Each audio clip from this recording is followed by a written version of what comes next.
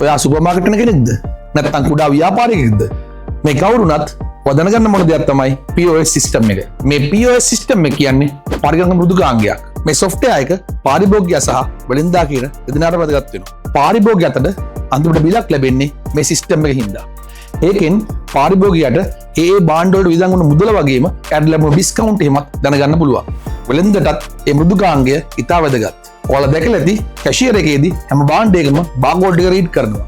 මේ රීඩ් කරන වෙලාවෙම අදාළ අයිටම් එක බිල් එකට ඇඩ් වෙනවා වගේම භාණ්ඩ තොගයත් අප්ඩේට් වෙනවා.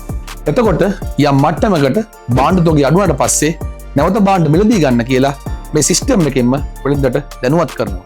තවද කස්ටමර්ගේ විස්තර සේව් කරලා තියාගන්නත් මේ සිස්ටම් එකට පුළුවන්.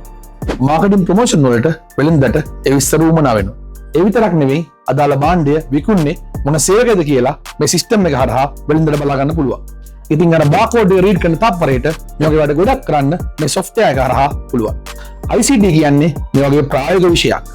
ඒ ප්‍රායෝගික විෂය ශ්‍රී ලංකාවේ අංක 1 ICT පන්ති ඉගෙන ගන්න ඔයත් අදම අප සමග සම්බන්ධ වන්න.